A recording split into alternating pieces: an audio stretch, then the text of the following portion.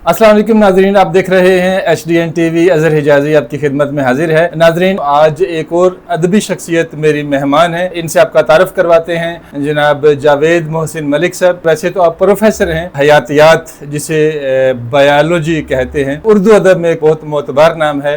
इनसे बात करते हैं। सर, बहुत शुक्रिया, आपने टाइम दिया। पहले तो ये बताइएगा, जैसा कि हमें इल्म है कि आप बायो के प्रोफेसर रिटायर हुए, तदरीस में एक ख़ास शोबा है, उसकी तरफ आप गए, इसके बारे में कुछ बताइएगा। अगर साहब, बात यह है कि हमारे ज़माने में कोई चीज़ प्लानिंग से नहीं होती थी, या अभी भी नहीं होती है। मार्क्स पर डिपेंड करता है कि आप किधर जाएंगे। तो जब मैं FSC था, पढ़ रहा था, तो मैथ मेरी अच्छी नहीं थी, इस वजह से फ़िज़िक्स में नंबर नहीं आए, तो मेडिकल में दाखिला नहीं हुआ। अब उसके बाद हमारे पास यही शोबा बचता था कि हम BSc और MSc करें। तो BSc मैंने ढाका यूनिवर्सिटी से किया। उसके बाद दाखिला मैंने के लिए वहाँ टेस्ट होते थे MSc में, तो बॉटनी, ज़ूलॉजी, केमिस्ट्री तीनों में मैंने टेस्ट दिया और अल्हम्दुलिल्लाह तीनों में मुझे दाखिला मिल गया। लेकिन केमिस्ट्री में एक शर्त ये थी कि मैथ चाहिए उनको, तो मैथ का नाम सुनकर मैं भाग गया वहाँ से। फिर बॉटनी में दाखिला लिया, तो ज़ूलॉजी में 5-6 दोस्त थे हमारे, वो आया मुझे सही माने में उठाकर कंधे में बैठाकर ज़ूलॉजी ले गए कि तुम हमारे साथ ही पढ़ोगे। तो इस तरह मैंने ज़ूलॉजी में दाखिला लिया। हमारे हेड ऑफ द डिपार्टमेंट थे शफीक यूसुफ ज़ई साहब, जिन्हें बाबाए ज़ूलॉजी कहते हैं मशरक़ी पाकिस्तान में। उन्होंने वहाँ इसकी बुनियाद रखी। तो इस तरह मैंने ज़ूलॉजी में MSc किया। उसके बाद जो मेरी पहली मुलाजमत थी वो कायसम कॉलेज में लेक्चरशिप, वहाँ के प्रिंसिपल थे अब्दुल रऊफ़ फ़ातमी। आपने फ़ातमी साहब का नाम सुना होगा, जो नवाज़ शरीफ के दौर हुकूमत में पाकिस्तान के एम्बेसडर भी रहे अमेरिका में, और आजकल भी तारिक फ़ातमी साहब। जी हाँ, तारिक फ़ातमी साहब हमारे ही एज ग्रुप के हैं। तो उनके वालिद साहब थे हमारे पहले प्रिंसिपल। दूसरा कॉलेज जो मैंने ज्वाइन किया वो नॉटर डेम कॉलेज ढाका। ये अमेरिकन ऑर्गेनाइजेशन था। इसके प्रिंसिपल भी थे फादर जे बॉश। तो इन्होंने हमारा इंटरव्यू लिया, उसमें 30 लड़के थे। तो उनका इंटरव्यू लेने का तरीका ये नहीं कि सवाल पूछा, उन्होंने कहा पढ़ाइए। तो 30 कैंडिडेट थे, सबको कहा 5-5 मिनट पढ़ाइए। फिर 15 सेलेक्ट किया, फिर कहा 5-5 मिनट पढ़ाइए। फिर उसमें से 5 सेलेक्ट किया, कहा 10-10 मिनट पढ़ाइए। फिर सबको खड़ा किया, तो फादर ये बॉस ने कहा mister Malik come you are selected. और दूसरा जो उनके साथ था वो एक हिंदू बंगाली दास साहब थे। तो इन दोनों ने मुझे वहाँ सिलेक्ट किया। उसके बाद मैं FPSC में अपीयर हुआ, तो वहाँ भी सिलेक्शन हुई। तो इस तरह मैं इस्लामाबाद आ गया 1971 में। तो ढाका फॉल से पहले मैं मार्च में आया हूँ और ढाका फॉल जो है वो दिसंबर में हुआ। तो इस तरह मैं तदरीसी शोबे में आ गया। तो उर्दू से जो ताल्लुक़ है वो बचपन ही से है, क्योंकि वालिद साहब मेरे उर्दू के प्रोफेसर थे, कॉलेज में उर्दू पढ़ाते थे। MA उर्दू गोल्ड मेडलिस्ट हैं 1942 के पटना यूनिवर्सिटी के। तो हिंदुस्तान पाकिस्तान के बहुत सारे छपने वाले रसायल, जैसे 20वीं सदी, खावर, और कराची से निकलने वाले नक्श, नकूश, नगार, अफ़कार, तो उर्दू अदब के जितने मैगज़ीन्स वो आते थे। तो बचपन ही से हम इन रसालों से वाकिफ़ थे। फिर हिंदुस्तान में ननिहाल और ददियाल, दादी के घर और नानी के घर दोनों की हवेली में एक कमरा लाइब्रेरी के लिए, उसमें एक कमरे में लाइब्रेरी थी। तो बचपन ही से किताबों से वास्ता पढ़ा। वहीं पहली बार मैंने फैज़ अहमद फैज़ की दस्ते सबा, और इलाहाबाद से मैगज़ीन निकलता था निखत, तो उसमें बड़ा शोहरा था कि जी एक शायर हैं तेग़ इलाहाबादी, जो बाद में मुस्तफ़ा ज़ैदी के नाम से मशहूर हुए। तो 6ठी-7वीं से मैं उनकी गज़लें पढ़ने लगा। बल्कि 1954 में जब वो कुमिल्ला में आए थे ट्रेनिंग इस सिलसिले में, तो हमारे यहाँ भी आते थे। हफ्ते में एक बार ज़रूर आते थे, तो उनसे भी मुलाकात रही। तो जब मैं ढाके आ गया, उसके पहले मैंने जो तालीम हासिल की वो बंगाली मीडियम में की। वालिद साहब अगरचे उर्दू के उस्ताद थे, लेकिन दाखिला मैंने 5वीं में बंगाली मीडियम किया। तो 5th 6th 7 8 9 10 तक मैंने बंगाली मीडियम में तालीम हासिल की, और 8वीं तक तमाम 99% जो लड़के थे, क्लास फेलो थे, उन्होंने भी उर्दू एज ए सब्जेक्ट लिया हुआ था। उर्दू, पर्शियन, अरबिक, पाली ज़बान, संस्कृत, तो सब ने 99% लोगों ने उर्दू में तालीम हासिल, उर्दू एज ए सब्जेक्ट लिया हुआ था। तो मैंने भी बंगालियों के साथ उर्दू एज ए सब्जेक्ट मैंने तालीम हासिल की। जब ढाका आ गया तो उसका किस्सा ये है कि मैंने वालदा से पूछा कि ये तख्ते ताऊस क्या होता है, तो बड़ी नाराज़ हो गई, ये तो जाहिल रहेगा। तो उन्होंने बताया कि भाई ये होता है। मैं कहा भाई बंगला में तो मुझे पता है, इसे कहते हैं बंगाली में मयूर सिंहासन, यानी मोर का तख्त। तो इस तरह फिर 1 साल भी ज़ाया हुआ, लेकिन उन्होंने कहा कि नहीं, उर्दू मीडियम में स्विच ओवर करो। तो इस तरह मैं उर्दू मीडियम में आ गया। तो ये है राम कहानी। अच्छा सर, आपने बहुत अच्छी राम कहानी सुनाई। जैसा कि आपने कहा कि ढाका फाला हुआ सर, क्या उसके बारे में, यानी वो जो एक के पीछे एक पूरी कहानी होती है, उस वक्त कुछ आसार थे, और अगर वो आसार थे तो वो किस तरह के थे? जैसा कि आपने तो 71 में हुआ ना, मैंने MSc की है 68 में। ठीक है। वहाँ से एंड पर क्योंकि अयूब खान के ख़िलाफ़ हंगामे शुरू हो गए थे, तो उस वक्त से ही कत्ल व गारत थोड़ा थोड़ा शुरू हो गया था। जहाँ को मिलिट्री वाला एक मिल गया, उसको मार कर उसकी आँखें निकाल कर लाशें वेस्ट पाकिस्तान आना शुरू हो गई थी, लेकिन इसको मीडिया ने उतना ख़बर आने नहीं दी और दबा के रखा। तो 69 से शुरू हो गया था, बल्कि ये कहना गलत नहीं होगा कि 48 ही से शुरू हो गया था। पहला राइड जो है वो 48 पे हुआ, फिर 54 पे हुआ। तो जो मैकॉले ने जो कहा है बंगालीज़ के बारे में, बी यानी जहाँ बैठेगा वो डंक करे मारेगा। तो औरंगज़ेब के वक्त में भी बंगाल जो है उसमें बगावत थे, मुग़ल सिपहसालार आते थे बंगाल की बगावत को दबाने के लिए। तो उनकी जीन में है कि उन्होंने बगावत करनी है। तो अभी आपने देखा होगा कि उन्होंने शेख मुजीब को भी नहीं बख्शा, मार दिया। हसीना वाजिद को भी नहीं रहने दिया, उसे भी भगाया बांग्लादेश से। तो उनकी जो सियासत है या सियासी सोच है, एक आम आदमी की, एक पान वाले की या रिक्शा चलाने वाले की, वो हमारे यहाँ लिखे पढ़े लोगों से बहुत ज़्यादा है। एक तो उनमें सियासी शऊर है, समाजी शऊर है, और हुब्बुल वतनी है, और अपनी ज़बान से उन्हें बड़ी मोहब्बत है। तो पाकिस्तान बनने से पहले ही उन्होंने एक सोच लिया था कि वो बांग्लादेश बनाएंगे, बल्कि दोनों ईस्ट और वेस्ट बंगाल मिलाकर ग्रेटर बंगाल बनाएंगे।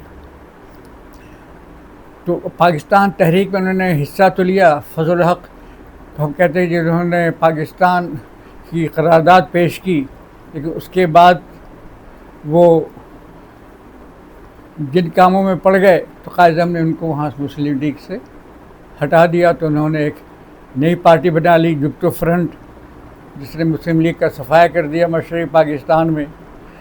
तो जहाँ तक उर्दू का सवाल है, मशरक़ी पाकिस्तान में अगर कहीं उर्दू का कोई टुकड़ा पड़ा रहे तो वो उसे उठाकर चूमते थे। और 2006 में भी मशरक़ी पाकिस्तान से अखबार निकलता था उर्दू का, अल मशरिक़। गालिब के दोस्त थे लायक हैदर साहब, तो गालिब और उन्होंने मिलकर जो काम किया वो अभी तरतीब दिया गया है। इस तरह बेशुमार बंगाली जो थे वो उर्दू में MA करने के बाद वहाँ स्कूल कॉलेजेस से पढ़ा रहे थे। शायर अदीब प्योर बंगाली थे, जाहिद बंगाली, हसन अहमद अश्क, किताब में मेरी पढ़िएगा उर्दू जिसका नाम, बहुत सारे शायर अदीब बंगाली थे। और वेस्ट पाकिस्तान से जो डेलीगेशन आता था, गुडविल मिशन वगैरह, तो फरिश्ते के बाद वेस्ट पाकिस्तान के लोगों की वो इज़्ज़त करते थे, एहतराम करते थे, मोहब्बत करते थे। कुमिल्ला में यहाँ से ड्रामे यहाँ आते थे, स्टेज ड्रामे, वो वहाँ हाउसफुल जाता था। बंगाली कुछ करे या न करे, गाना और गाली उर्दू में देता था। फिल्में, पाकिस्तानी फिल्में और इंडियन फिल्में वहाँ खूब चलती थी, हाउसफुल जाता था। बल्कि इंडिया की जितनी फिल्में हैं बचपन में हमने सब बंगाली में देखी। पाकिस्तान के हीरो वहीद मुराद, शमीम आरा वगैरह वगैरह जितने थे, मोहम्मद अली, वो वहाँ के बहुत ही जिसे कहें कि उनको पसंद करते थे वहाँ के लोग। तो उर्दू से उनको कोई ऐसी नफ़रत नहीं थी। वो तो एक सियासी गोल हासिल करने के लिए शुरू ही से शेख मुजीब वगैरह ने ज़बान का मसला उठाया था कि बड़ा ही नाजुक मसला है। तो असल जो झगड़ा था वो था इक़्तिदार का।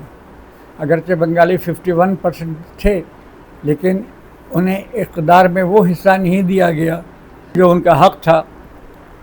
जितनी भी चीज़ें थीं वो सब वेस्ट पाकिस्तान में उनका मेन रखा गया। असेंबली वेस्ट पाकिस्तान में, नेवल चीफ, एयर दफ्तर, मिलिट्री हेड क्वार्टर्स। वो तो बाद में अयूब खां आए तो वहाँ उन्होंने सेकंड कैपिटल बनाया ढाके में। तो इस तरह, और फिर जब बंगालियों ने 500 अंग्रेज़ों को मार दिया था, उसके बाद से अंग्रेज़ों ने उन्हें फ़ौज में आने नहीं दिया।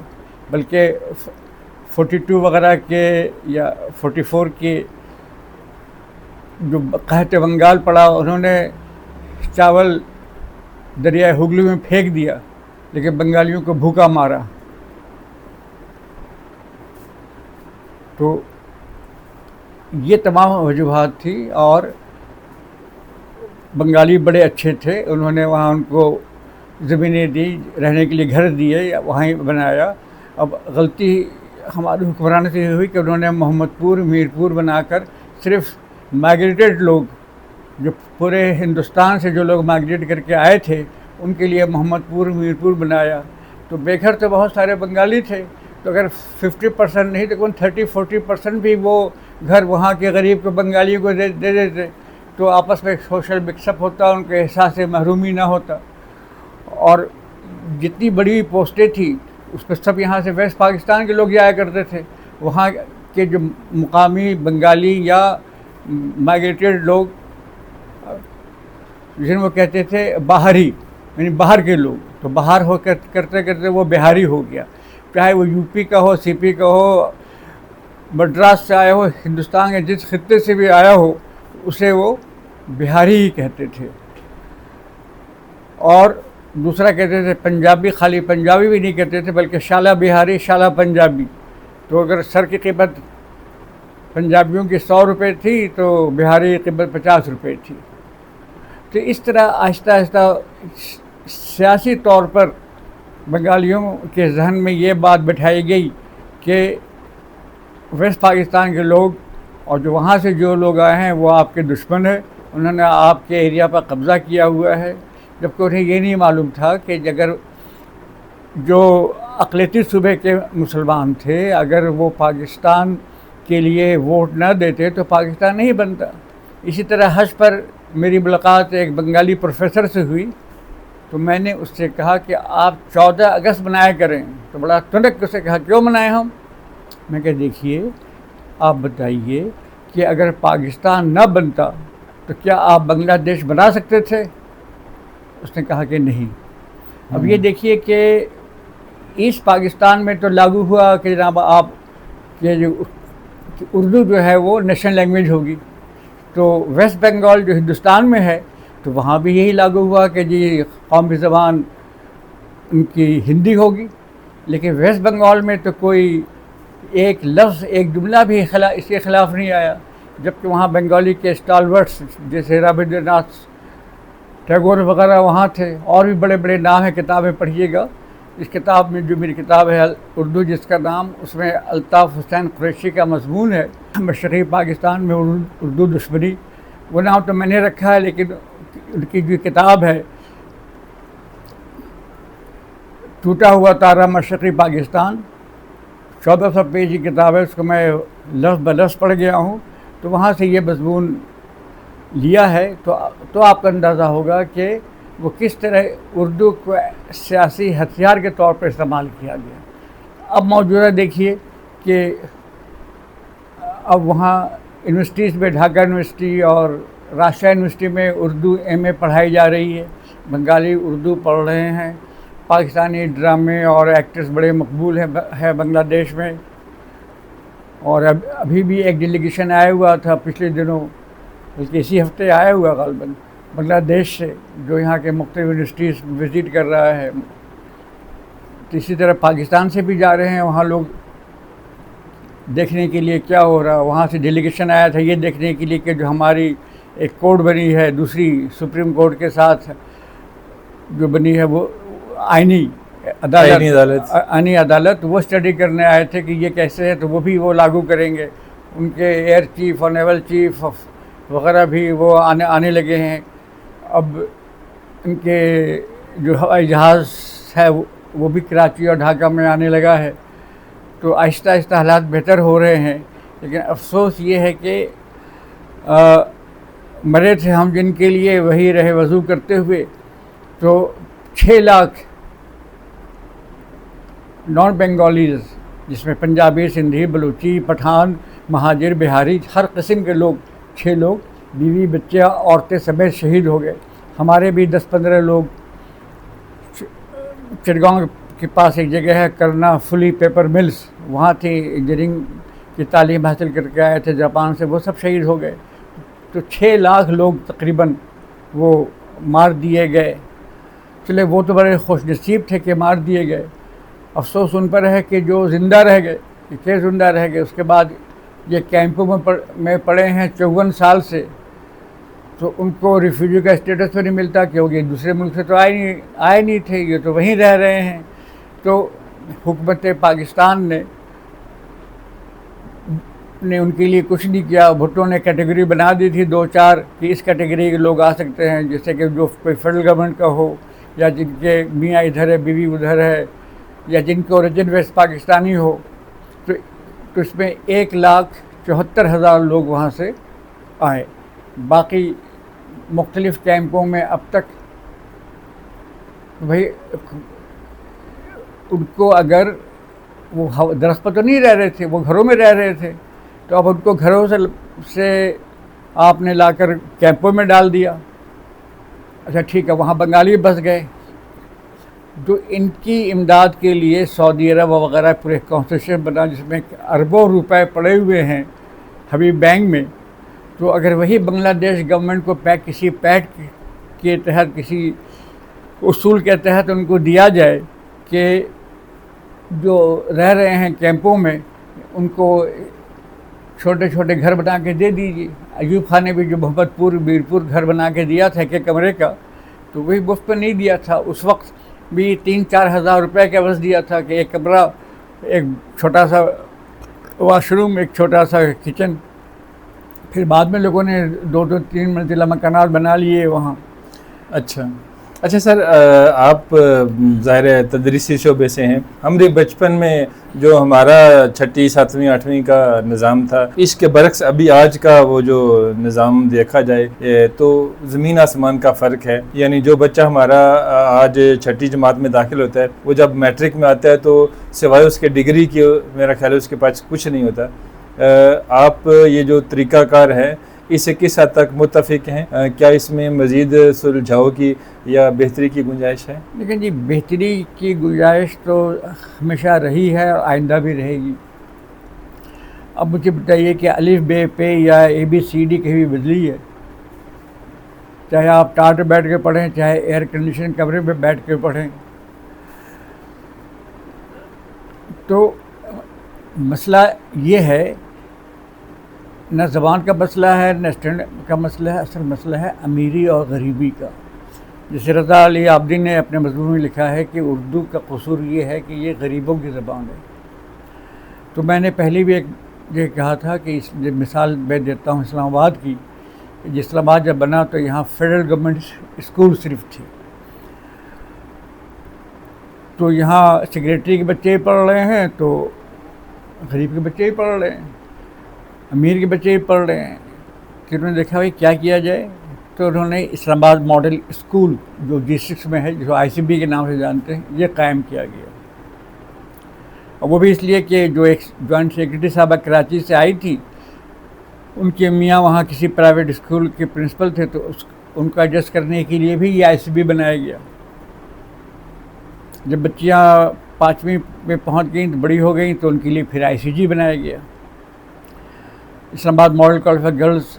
जब यहाँ भी गरीब के बच्चे आने लगे, तो फिर अमीर लोगों ने अब ब्यूरोक्रेट देखा कि अब क्या किया जाए, तो उसके बाद फिर बनाया गया फ्रॉबिल, जहाँ बेनज़ीर के बच्चे पढ़ते थे, और इसी तरह सिटी स्कूल, बिकन हॉल, रूट वगैरह वगैरह जितने भी स्कूल, जिसकी इतनी फ़ीस है 30 से 50 हज़ार रुपये। तो 40,000 तो एक आम मजदूर की तनख्वाह है। अगर 2 लाख भी किसी की तनख्वाह है, बल्कि मैं कहता हूँ 3 लाख भी तनख्वाह है, तो क्या वो 3 लाख में से 3 बच्चे की फ़ीस 40,000 भी हो तो 1 लाख या 1,20,000 दे सकता है? नहीं दे सकता। तो ये इन्होंने लैंग्वेज बनाकर और स्टेटस बनाकर अमीर और गरीब के फ़र्क को इन्होंने बढ़ाया है। और ये देखिए कि हमारी सारी मेहनत जो चली जाती है वो अंग्रेज़ी पढ़ने में चली जाती है। तो भाई आप बादरी ज़बान में प्राइमरी तक क्यों नहीं पढ़ाते, आप पश्तो में क्यों नहीं पढ़ाते, पंजाबी में क्यों नहीं पढ़ाते, सिंधी में क्यों नहीं पढ़ाते? नहीं पढ़ाएंगे, क्योंकि अमीर के बच्चे कैसे पढ़ेंगे फिर? तो मैं तो क्लास में बच्चों से कहता था कि अच्छा मुझे पश्तो में समझाओ, किताब को पश्तो नहीं आती। मैंने कहा तुम्हारे साथ जो बैठा ना इसको आती है। तो बच्चे पश्तो में फट बोलते थे। वही बात उनसे कहते अंग्रेज़ी में बोलो तो नहीं बोल पाते थे। तो कहा ना अनवर मसूद ने कि फेल होने को भी एक मजून चाहिए। तो हमारा सारा पैसा, एनर्जी जो कहते हैं वो अंग्रेज़ी की तरफ जा रही है। अब अंग्रेज़ी सिर्फ स्कूल में पढ़ाने से तो नहीं होगा ना। अंग्रेज़ी पढ़ने के लिए, कोई भी ज़बान पढ़ने के लिए आपको समाज से वो चीज़ एब्जॉर्ब करनी पड़ती है, घर का माहौल होता है। अब पंजाबी तो किसी स्कूल में नहीं पढ़ाई जाती, लेकिन सब लोग पंजाबी बोल रहे हैं, मैं भी बोल रहा हूँ। हमने कहाँ से सीखा? दोस्तों से, महल्ले से, जहाँ इन्वायरमेंट में उठता बैठता हूँ, हाँ, फिल्मों से। तो अब वो जो फिल्म है हीर रांझा फिरदौस की और एजाज़ की, वो मैंने 10-12 बार देखी है। आप बताइए ऐसी कोई क्लासिकल पिक्चर बनी है पाकिस्तान में? तो बड़े शौक़ से देखा करते थे हम लोग। दिला दे सौदे, दुनिया मतलब दी, जितनी फिल्में थी उस ज़माने में, श्री वगैरह की, कराची में हिट, इस्लामाबाद में हिट। तो ज़बान से तो कोई फ़र्क नहीं पड़ता। अब अच्छी चीज़ बनाएंगे, अंग्रेज़ी फिल्में अखबार लोग देखते हैं, जाहिल लोग भी देखते हैं। तो कहने मतलब है कि सारा झगड़ा जो है वो अमीर और गरीब का, लैंग्वेज ने बेचारे ने क्या करना। मैं उस दिन कह रहा था अपने फंक्शन में कि जी ज़बान जो होती है वो अच्छी बुरी नहीं होती, सब ज़बान अच्छी होती है। लोग अच्छे बुरे होते हैं, चाहे जिस ज़बान के बोलने वाले हों। और ज़बान क्या है? ज़बान जोड़ने के लिए होता है, तोड़ने के लिए ज़बान नहीं होती कि ज़बान के बेसिस पर आप लोगों को तोड़ें, लोगों को जोड़ते हैं। सिर्फ ज़बान या आँख से भी लोग समझ जाते हैं कि आपके चेहरे से भी समझ जाते हैं कि आप किस मूड में हैं, आप मुझे पसंद कर रहे हैं नहीं कर रहे। बॉडी लैंग्वेज से भी आप समझ जाते हैं कि आप खुश हैं या आप नाराज़ हैं। तो जानवर तक समझ जाता है। अच्छा सर, उर्दू है जिसका नाम आपने लिखा, इससे पहले मुझे ये बताइएगा कि सुप्रीम कोर्ट ने 2015 में तारीखी फ़ैसला दिया था उर्दू बतौर सरकारी ज़ुबान नाफिज किया जाए, तो मामला अभी तक लटका हुआ है। आप क्या कहते हैं, कहाँ तक कौन कसूरवार है, क्यों नहीं हो रहा ये सारा कुछ? कसूरवार हम खुद हैं। अगर हम हुकूमत नहीं करती कि आप टीवी पर 3 जुमले अंग्रेज़ी के बोले, 5 जुमले उर्दू के बोले, 2 जुमले उस ज़बान के बोले। हमने तो ज़बानों की खिचड़ी बनाई हुई है। जो 5-10 जुमले अंग्रेज़ी नहीं बोल सकता, फिर बीच में उर्दू पंजाबी ले आता है। जो 5 जुमले उर्दू नहीं बोल सकता, 2 जुमले अंग्रेज़ी ले आता है। अब देखिए शहर में आप घूम जाइए, आपको जितने भी दुकानों के साइन बोर्ड्स हैं वो सब आपको 90% अंग्रेज़ी मिलेंगे। हुकूमत ने तो नहीं कहा। फिर जो ब्यूरोक्रेट्स बैठे हैं ये तो ख़त किताबत अंग्रेज़ी ही में करते हैं, उर्दू में नहीं करते। ये होना ये चाहिए था कि सब चीज़ उर्दू में होनी चाहिए थी। जहाँ अंग्रेज़ी की ज़रूरत पड़ती थी उसकी वो ट्रांसलेशन हो जाती। अब तो आप डालिए और अगले 1 मिनट में प्रिंट आउट आ जाएगा उर्दू में, जिस लैंग्वेज में भी आप चाहें। तो अब बड़ी सहूलत हो गई है। अगर सारा फतूर जो है वो नीयत का है। चीन में क्या है, अंग्रेज़ी चलती है। जापान में क्या, मैंने जापानियों के साथ 2.5 साल काम किया, वो सब जापानी में करते हैं। जर्मनी में क्या है, आप जर्मन ज़बान सीख के वहाँ जाएंगे। फ्रांस में क्या, फ्रेंच ज़बान है। सबसे बड़ी जो ज़बान बोली जाती है वो स्पेनिश है। जिन लोगों कौमों ने तरक्की किया है उन्होंने अपनी ज़बान ही में तरक्की किया है। तो मैं तो कहता हूँ कि भाई आप 5वीं तक बच्चों को अपनी मादरी ज़बान में पढ़ाएं, और 5वीं तक ये साइंस भी और इस्लामिया पता नहीं दुनिया की चीज़ें हमने डाल दी हैं। इसके बजाय आप इनको इंग्लिश, उर्दू, मैथ और उस सूबे की जो ज़बान है वो पढ़ाइए। उसके बाद बच्चा खुद ही पढ़ लेगा। मैं तो फर्स्ट ईयर में अगर मैंने साइंस शुरू की कि जी ऑक्सीजन का सिंबल O है, हाइड्रोजन का H है, ये तो हमने फर्स्ट ईयर में शुरू किया, आखिर सब लोगों ने पढ़ लिया। तो ये सब तरीक़े हैं माशरे को तकसीम करने का। पहले सलवात में क्या होता था कि जी अच्छा जी आप किस ग्रेड में हैं, तो पता लग जाता कि आप 10 ग्रेड में हैं या 16 में या 18 या 20 में, तो आपका एक स्टेटस पता लग गया आप क्या हैं। फिर लोग पूछते थे भैया आप किस सेक्टर में रहते हैं, अगर E में रहते हैं तो बहुत आला हैं, फिर F में आ गए, उसके बाद G में हैं। तो जैसे जैसे नीचे जाते जाइए I वगैरह, तो बगैर आप ऊपर से नीचे की तरफ आप आ रहे हैं। अब एक और चीज़ शुरू हो गई है, ख़वातीन जब बैठती हैं महफिल में तो कहते हैं आपका बच्चा कहाँ पढ़ता है, उस स्कूल में। नहीं, मेरा बच्चा तो फलां स्कूल पढ़ता है, उसकी फ़ीस 50,000 रुपये पर मंथ है। अब बताइए जिस बच्चे की, जिस वालिदैन की तनख्वाह ही 50,000 हो, तो वो 50,000 का वो कैसे सोचेगा। तो ये नेशनल बुक फाउंडेशन जो किताबें छाप रहा है, ये बच्चों को स्कूल में हुकूमत ने मुफ्त देती है। इससे फ़ायदा ये है कि गरीब के बच्चे भी उसी मेयार की किताब पढ़ सकते हैं। फिर पिछले गवर्नमेंट ने कहा था कि एक निसाब, तो भाई निसाब तो वही होता है, लेकिन फिर अगर वही किताब बिकन हाउस सिटी स्कूल में पढ़ाई जाएगी, जो FG स्कूल पढ़ाई जाएगी, तो फिर तो उनको दुकानदारी ख़त्म हो गई। अब मुझे बताइए, चाहे आप जिस स्कूल पढ़ाइए, जिस ज़बान पढ़ाइए, फ्लावर का स्ट्रक्चर या दिल का स्ट्रक्चर जो है वो तो वही रहेगा। सिर्फ उसकी ज़रा प्रिंट वगैरह अच्छी हो जाएगी, ज़रा प्रेजेंटेशन उसकी अच्छी हो जाएगी, कागज़ अच्छा हो जाएगा, चीज़ तो वही रहेगी। अच्छा ये सर बताइए कि आप हयातियात पढ़ाते पढ़ाते आपने किताबें लिखी उर्दू में, उर्दू नसर में एक बहुत बड़ा नाम, तो ये कैसे, इसको कैसे मैनेज किया आपने? ये ऐसा है कि कॉलेज मैगज़ीन निकलता था, कॉलेज में हमारे प्रिंसिपल थे SM अहमद साहब, सैयद मकबूल अहमद। उन्होंने कहा, मुझे आए हुए अभी कॉलेज थोड़े ही दिन साल हुए थे, कहा ये कॉलेज के लिए आर्टिकल, मैगज़ीन के लिए आर्टिकल लिखिए। तो मैंने अंग्रेज़ी में आर्टिकल लिखा, application of genetics to marriages. इसको भी 46 ईयर्स हो गए शाये हुए, तो उसकी एक कापी मैंने, पिंडी से अखबार निकलता था पाकिस्तान टाइम्स या पाकिस्तान ऑब्जर्वर, उसके एडिटर थे फैज़ अहमद फैज़ साहब, तो उनको भेज दिया मैंने, तो वो फुल पेज पर उन्होंने शाये किया। फिर इसी तरह यहाँ से अखबार निकला करता था मुस्लिम, जो बंद हो गया, इस्लामाबाद निकलता, आप पारा में उसका दफ्तर था। तो स्पोर्ट्स पे, इस पे जो दिल चाहा कॉलेज में बैठ के लिखा, PN के हाथ भेज दिया, वो अगले दिन नहीं तो अगले दिन वो शाये हो जाता था। तो इस तरह मैं लिखने लगा। फिर ख्याल आया कि ये अंग्रेज़ी में तो मैं लिख रहा हूँ, तो आवाम के लिए कोई फ़ायदा नहीं है। तो फिर मैंने उर्दू में लिखना शुरू किया, जंग अखबार वगैरह में मैंने साइंस के आर्टिकल लिखना शुरू किए, जैसे बेटा और बेटी, क्या वजह है इसकी, बेटा पैदा होता है, बेटी पैदा होती है, आज से 35-40 साल पहले। तो इस तरह लिखते लिखते फिर इस तरफ आ गया मैं।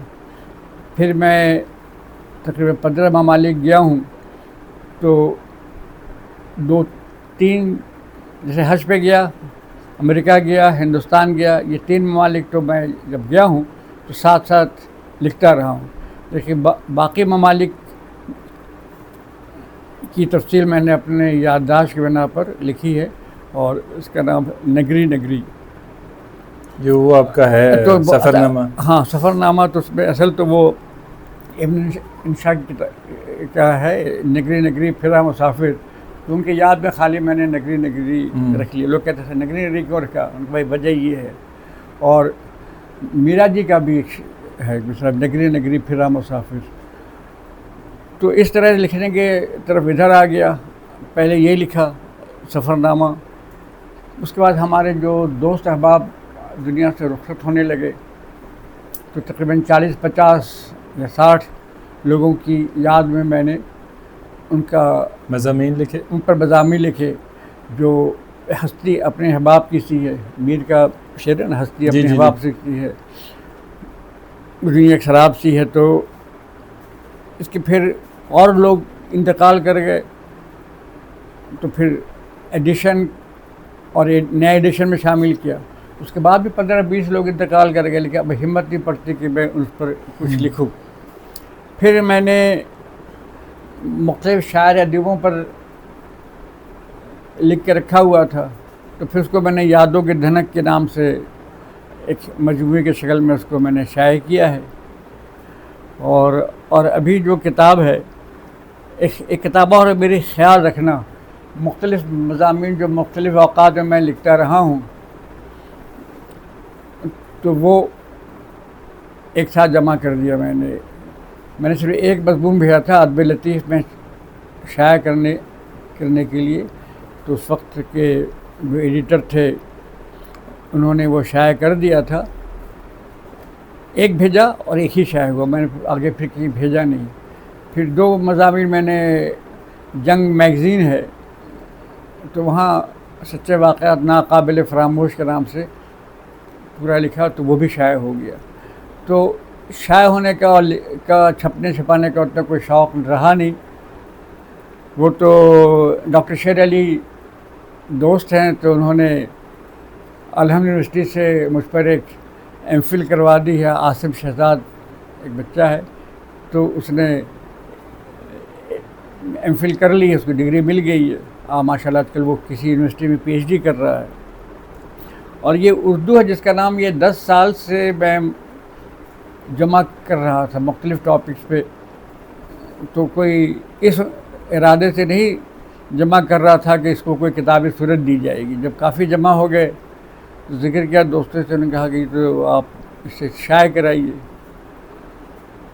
तो बहुत सारों में रेफरेंस भी नहीं, क्योंकि इस नज़रिए से तो मैंने जमा किया नहीं था कि रेफरेंस भी साथ साथ लिखूँ। तो बहरहाल ये किताबी सूरत दे दी है। इसके अलावा भी बहुत सारे मज़ामीन इसके जो मैंने शायद इस पर नहीं किए, देखिए ज़िंदगी रही तो उनको भी जमा करके इसकी दूसरी किस्म भी शायद शाया करूं, अभी तो कोई इरादा नहीं है। तो इस तरह मैं ये लिखने लिखाने की तरफ और आजकल वो जो है लिखने से ज़्यादा पढ़ने पर ज़्यादा है कि मुख्तलिफ़ किताबें हैं, अंग्रेज़ी की, उर्दू की, वो पढ़ता रहता हूँ। अभी मैंने किताब पढ़ी है इंग्लिश की, दोज़ हू डेयर्ड, यानी उसमें उन बेचारे हमारे फ़ौजी जवानों ऑफिसरों के क़िस्से हैं जो इंडिया के प्रिजनर्स कैंप में थे और वहाँ से फ़रार हुए।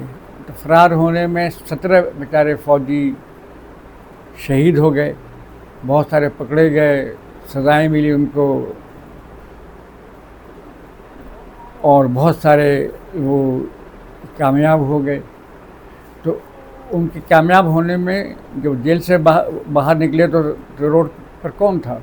वो हिंदुस्तान के मुसलमान थे जिन्होंने उनको पनाह दी, अपने पास रखा, कपड़े दिए, कपड़े तब्दील करवाए, पैसे दिए, लोगों के एड्रेसेस दिए कि इस जगह जाओ, यहाँ से वहाँ जाओ।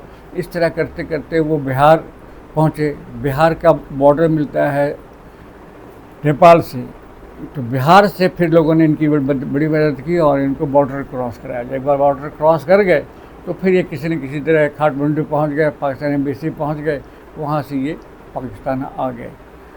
तो हमारी 2 चीज़ें जो है वो कॉमन है, एक तो मज़हब मुसलमान होने के नाते और दूसरी ज़बान होने के नाते पाकिस्तानी फ़ौजियों की उन लोगों ने मदद की, तो वो पाकिस्तान पहुंचने में कामयाब हुए। अच्छा सर, एक तासर दिया जाता है कि पढ़ाई का, यानी चाहे वो अखबार हो या किताब हो, किताबी शक्ल जो है वो अपनी अफादियत खो रही है, आप क्या कहेंगे? नहीं भाई, देखिए ना कि दिलीप कुमार ने कहा था कि जो टीवी ड्रामे वगैरह हैं, हाँ, वो डेली अखबार की तरह है और जो फिल्म है वो किताब की तरह है। तो लाख आप कर लीजिए, क्या अमेरिका में किताबें छपना ख़त्म हो गई हैं, इंग्लैंड में ख़त्म हो गई, कहीं ख़त्म नहीं हुई है, साथ साथ चल रही है।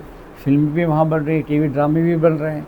तो ये किताब हमारे यहाँ पढ़ने वाले कब हो गए हैं, ये उनका कसूर है, किताब का कसूर नहीं है। अभी भी जो अच्छी किताबें हैं वो छपती हैं, बिकती हैं। जैसे अभी किताब मैंने मंगवाई 6,000 की, चचा छक्कन, तो ये बहज़ाद लखनवी की किताब है, तो ये पढ़ने के काबिल है। जैसे वो किताब है 5,000 की, मशरक़ पाकिस्तान टूटा हुआ तारा, 1400-1500 सफ़े की किताब है, सफ़ात हैं इसके, और बड़े साइज़ की है। लोग ख़रीद रहे हैं, पढ़ रहे हैं। जो अच्छी किताब होगी लोग पढ़ेंगे, लेकिन हमारे यहाँ पढ़ने का ऐसे होल रुझान जो है ना वो कम हो गया है। सर, आप जिक्र कर रहे थे कि आप को अमेरिका का चांस मिला, लेकिन आप ने वो उसको तर्क किया इसलिए कि मैं अपने कौम के बच्चों को पढ़ाऊंगा। आप लेकिन आज हर कोई ये चाहता है कि मुझे यहाँ से बाहर निकलने का कोई बहाना बने तो मैं निकल जाऊं। आप मुस्तकबिल में ये जो हमारा नौजवान तबका है, मैं अपने नौजवानों को मुल्की खिदमत के हवाले से आप अपना मैसेज क्या देंगे? अगर बेटा, मेरा मैसेज ये है कि 73-74 है, मुझे मेरे चचा अमेरिका में होते हैं, इन्होंने मुझे माइग्रेशन के कागजात भेज दिए थे। और उस ज़माने में इतनी आसानी थी इमिग्रेशन के, अमेरिकन एम्बेसी ने मुझे 2 बार ख़त लिखा, कम फॉर वीज़ा। मैं सोचा कि भाई जहाँ रहूँ या अमेरिका में रहूँ, रहना मैंने एक घर में एक कमरे में रहूँगा, एक कमरे में एक बेड पर रहूँगा। और यहाँ अगर मैं 2 रोटी खाता हूँ, वहाँ 10 रोटी तो नहीं खा सकता, जितनी पेट में गुंजाइश है उतनी ही खाऊँगा। यहाँ अगर मटन खाता हूँ तो वहाँ भी मटन खाऊँगा। तो जो तमाम चीज़ें मुझे यहाँ मुयस्सर हैं। फिर सोचा कि अगर वहाँ से मैं डॉलर भेज दूँगा और किसी बच्चे को $10,000 भी दे दूँ तो ओवरनाइट वो लिखा पढ़ा है डॉक्टर तो नहीं बन सकता। तो मैं कहा कि ये कौम की सबसे अच्छी खिदमत है कि मैं बच्चों को यहाँ पढ़ा दूँ। तो अल्हम्दुलिल्लाह बेशुमार डॉक्टर्स, प्रोफेसर्स मेरे शागिर्द हैं और मुझे याद रखते हैं। अगर किसी हॉस्पिटल में जाओ तो मेरा नाम नुस्खा पर लिखते वक्त, अच्छा सर आप किताब पढ़ के तो मैं डॉक्टर बनाऊँ। जो प्राइवेट डॉक्टर्स हैं वो मुझसे फ़ीस नहीं लेते, ये भी खुशी से भी है। और बात यह है कि अपने मुल्क की, तो मसलन अपने मुल्क पे क्या नहीं है प्यारे, आपको अपने मुल्क से हमदर्दी उस वक्त और बढ़ जाएगी जब आप बाहर जाएं। मैं तो 15 ममालिक गया हूँ और यकीन करें अपने मुल्क बेशुमार ख़राबियाँ हैं वो एक तरफ, लेकिन फिर भी हमारा मुल्क सबसे बेहतर है। आप यहाँ किसी से लड़ लें, हो सकता है किसी को कत्ल कर दें भी छूट जाएं, वहाँ नहीं कर सकते आप। जैसे लंदन में मैं वाइफ दोनों थे, तो हमारा एक पैर फुटपाथ पे था, एक ज़ेब्रा क्रॉसिंग पे था, दोनों साइड से गाड़ियाँ टक रुक गई। फिर हम कहा रोड क्रॉस करो, यहाँ तो खुदकुशी करना हो तो ज़ेब्रा क्रॉसिंग पर खड़े हो जाओ। तो ये है कि मैं अपना से बच्चों को कहता हूँ कि तुम बड़े होके क्या करोगे? कहता सर क्या करेंगे? मैंने कहा भाई तुम अपने गांव जाओगे, मुझे तुम्हारे गांव का नाम नहीं मालूम और न मुझे तुम्हारे गांव से हमदर्दी होगी, लेकिन तुम्हें अपने गांव से हमदर्दी है या नहीं है? हाथ खड़ा करो, हाँ जी है। मैं कहा जब दुनिया में तुम कोई मुकाम हासिल कर लोगे तो तुम अपने गांव जाओगे और गांव की खिदमत करोगे। जो भी समझते हो, स्कूल बनाना है, नाली बनाना है, तुम बेहतर समझते हो, सड़क बनाना है, भाई कुछ नहीं कर सकते हो तो गांव से 2-3 बच्चों को शहर ले आना और लाकर उन्हें तालीम दे देना। बेशक अपने ख़ानदान के हों, अपने ख़ानदान के ना हो, उस गांव के तो होंगे, मुसलमान तो होंगे। तो इस तरह अपने कौम की खिदमत करें कि आप उनको पढ़ा दें। जैसे आपने नाम सुना होगा जमील जालबी साहब का, उर्दू के बड़े मुतबर नाम हैं, कराची यूनिवर्सिटी के वीसी भी रहे हैं। तो उनके बच्चे जिस स्कूल में पढ़ते थे तो उनका ड्राइवर था पठान, उसके बच्चों को भी उन्होंने उसी स्कूल में दाखिल करा दिया। वो बच्चा माशाल्लाह पठान बच्चा पढ़ने में अच्छा था, डॉक्टर बन गया, अब कराची में प्रैक्टिस करता है। पता नहीं आजकल तो करता नहीं, वो भी 70-75 का हो गया होगा। तो इस तरह आप एक बच्चा को वो डॉक्टर बन गया तो उसका पूरा ख़ानदान, उसकी पूरी जनरेशन सब तब्दील होगी। इसी तरह आप किसी एक बच्चे को या बच्ची को तालीम दे देते हैं, उसे तालीम नहीं दिया, उसके 10 पीछे 10 आगे लोगों को भी आपने उसकी आक़िबत और दुनिया आपने संवार दी। तो इसी तरह जब मैं F10-4 में प्रिंसिपल था तो 200-250 बच्चे थे, तो मैंने कहा जो आया दाखिला दे दो, तो तकरीबन 1400 बच्चे दाखिल हो गए F10-4 में।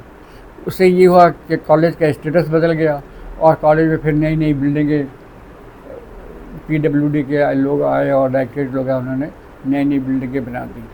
एक बच्चा था हमारा F10-4 में, नाबीना, जो फेडरल बोर्ड से FA का इम्तहान FA पढ़ रहा था, तो उसने FA में 2nd पोजीशन ली। फिर उसका एक वीडियो इंटरव्यू सुन रहा था, वो अमेरिका चला गया और अमेरिका में जाकर उसने फ़िज़िक्स में PhD की।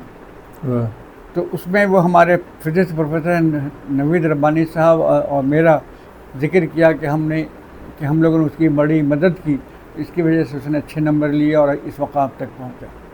इसी तरह जब मैं H9 में गया तो ये शरारतियों का कॉलेज मशहूर था, तो मैंने लड़कों से मीटिंग करके वहाँ से हर चीज़ जितनी भी थी गुंडागर्दी सब ख़त्म करा दी। और मुझे कॉलेज छोड़े हुए भी 21 साल होने वाले हैं। जब मैं कॉलेज गया था तो कोई ऐसी जगह न थी जहाँ कोई वॉल चॉकिंग ना हो। तो 20 साल के बाद भी आप जाइए तो आपको पूरे कॉलेज में कहीं पेंसिल से भी लिखा हुआ नहीं आएगा। बच्चे हमारे बहुत अच्छे हैं, उनको सिर्फ समझाने की, गाइडेंस की ज़रूरत है, तो गाइड कर दिया। कई जगह कॉलेज में बना दिए डस्टबिन, उनके साथ मैं भी किताब, कंकर और शीशे और अखबार चुनता था। तो फिर बच्चे देखते हैं प्रिंसिपल साहब भी चुन रहे हैं, तो सब आ जाते थे और 10 मिनट में पूरा कॉलेज की सफाई हो जाती थी। तो उनकी आदत एक डेवलप कर गई। फिर मैंने यूनिफॉर्म शुरू कर दिया F10-4 में भी और H9 में भी।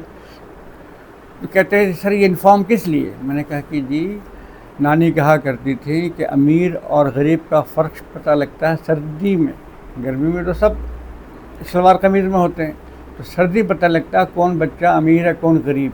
तो यूनिफॉर्म भी इसीलिए है कि ये लगे कॉलेज में कि ये कोई बच्चा अमीर और गरीब नहीं, सब बराबर हैं। फिर आप देखिए कि मुख्तलिफ़ स्पोर्ट्स के अलग अलग यूनिफॉर्म है। फुटबॉल का यूनिफॉर्म पहन कर आप क्रिकेट नहीं खेलते, क्रिकेट का यूनिफॉर्म पहन कर आप फुटबॉल नहीं खेलते।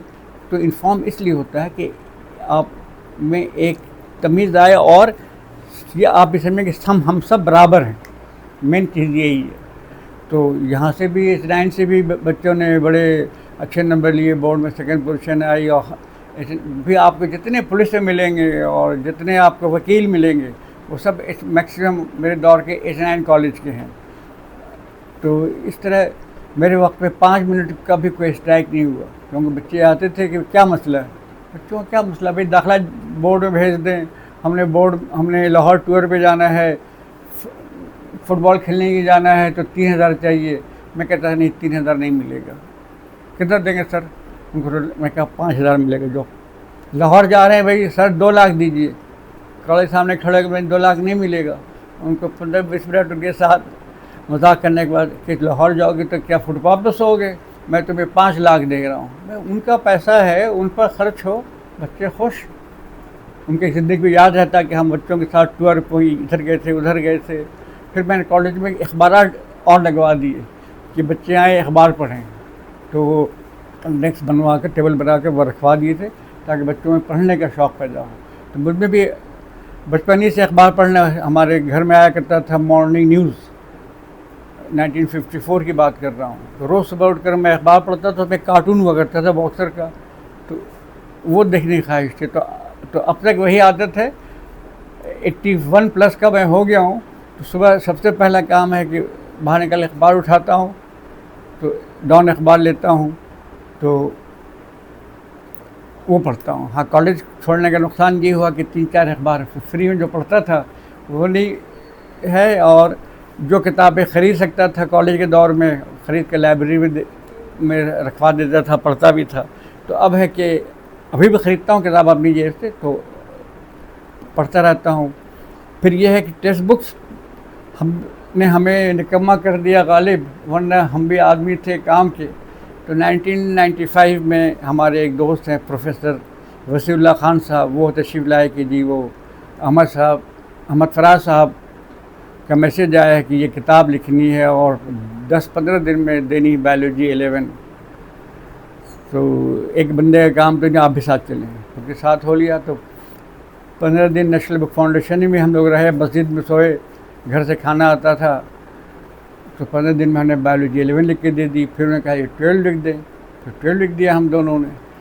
तो इस तरह 1995 में मेरी एंट्री हो गई नेशनल बुक फाउंडेशन में, और अब तक उनकी मैंने 45 टेक्स्ट बुक्स लिखी है 30 साल में, और बाकी इदारे मिलाकर तकरीबन 60 किताबें प्रैक्टिकल नोटबुक वगैरह बायोलॉजी की और जनरल साइंस की हो चुकी है। तो इसलिए यह अदबी काम जो मेरा बहुत ही कम है, अगर टेक्स्ट बुक ना होता तो शायद 2-4 और किताबें मेरी हो जाती। सर आपको कुछ अवार्ड भी मिले? नहीं, अवार्ड नहीं मिले। उन्होंने नेशनल बुक फाउंडेशन ये किया था कि इन्होंने इस्लामाबाद क्लब में एक फंक्शन किया था, शील्ड दी थी, आप रखें, तो उसमें मैं भी था माशाल्लाह। एक सर्टिफिकेट भी दी थी कि तो उन्होंने भी एक शील्ड दी थी हमें। फिर बल्तिस्तान में जब कहत आया था तो वज़ीर तालीम थी उस वक्त ज़ुबैदा जलाल साहिबा, तो उनके साथ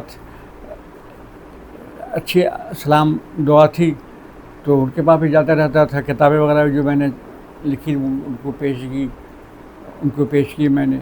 फिर H9 कॉलेज में हिलाल अहमर वाले आए कि जी ब्लड चाहिए हमें, तो पूरे इस्लामाबाद में मेरा कॉलेज था जिसने सबसे ज़्यादा ब्लड डोनेशन में हिस्सा लिया और दिया।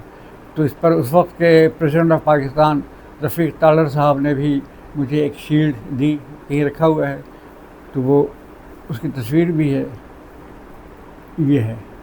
जी नाज़रीन, बकौले इकबाल ज़रा नम हो तो ये मट्टी बड़ी ज़रखेज़ है साकी। प्रोफेसर जावेद मोहसिन मलिक साहब मेरे साथ तशरीफ़ फरमा थे, इनकी बातें आपने सुनी। प्रोग्राम आपको कैसा लगा अपनी राय से ज़रूर आगाह कीजिएगा। अपना बहुत सा ख्याल रखिएगा। पाकिस्तान जिंदाबाद।